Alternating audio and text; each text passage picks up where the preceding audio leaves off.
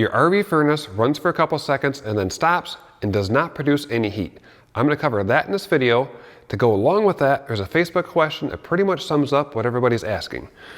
It would be, our furnace is trying to kick on but shuts back off. The gas is on and it worked just a few hours ago. The RV is plugged into shore power. That's a pretty common scenario, but we need to dive into what's going on and ask a few more questions back to determine what the exact issue is. So the first thing to do is to divide it out into how long is the furnace actually running. If it's running for 20 to 30 seconds and shutting off, that would be a common symptom of a sail switch. So when the furnace turns on, the blower motor comes on, it blows some air. If the sail switch doesn't tell the circuit board that there's enough air flowing through the system, the furnace will shut off in 20 to 30 seconds before it even tries to ignite. So if that's a situation, you'd be looking at a sail switch. Depending on your RV furnace, or a little bit different style. Where that is located is in the front blower area of the furnace. Now, if this is located in your RV, all you would see is this exhaust vent. All of this right here is located behind the wall. Some situations have an access panel where you can pull off a big panel to see the furnace.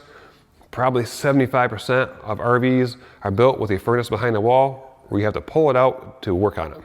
Now, on the other hand, if your furnace is running for about 90 seconds and then shutting off, that's telling me it failed to ignite. So it could be a circuit board issue. To determine if the circuit board is working properly without having to put a meter on it or check anything, you're just going to listen.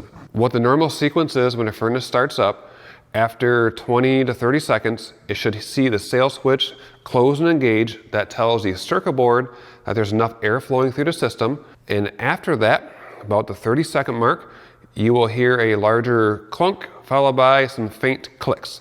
The clunk is the gas valve, the clicks, or tick, tick, tick, you might want to call it, will be the igniter. It will try igniting 3 times, then after 90 seconds, the furnace will shut off. If you're hearing the gas valve and igniter, that tells me the circuit board is working properly.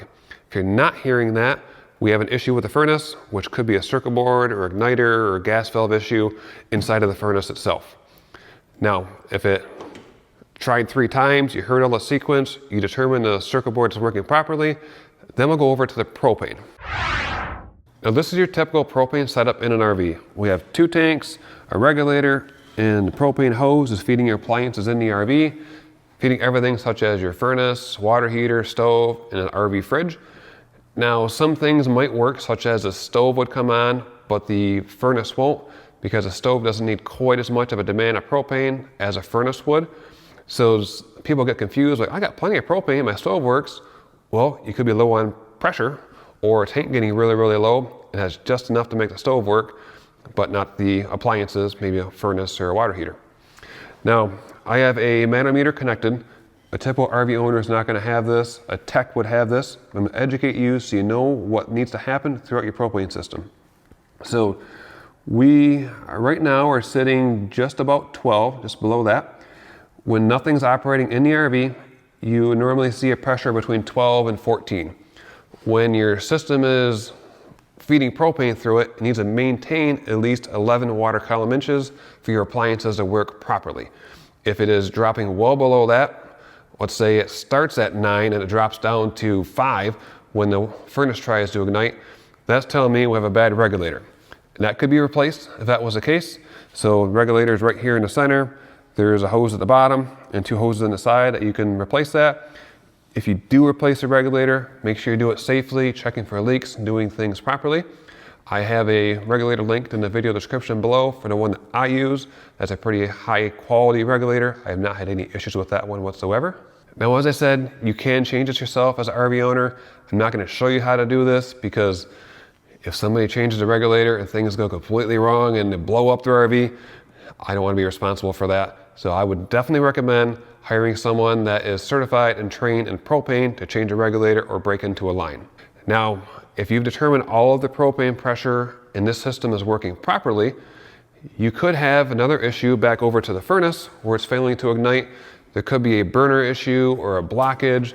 Maybe on the exhaust vent you had mud daubers move in over the summertime because you didn't have a screen over it, and there's a nest inside of it and that's blocking things from igniting on the inside.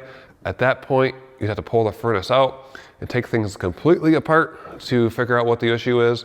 and that would be a whole nother video. Now, if you are looking for help on the circuit board or the sail switch, you can check out the RV furnace playlist, linked in the video description below. And if all of this is overwhelming and it's way too much for you to handle, you can find a certified tech near you on the tech locator, and that's linked in the video description as well. Stay warm this winter, and thanks for watching.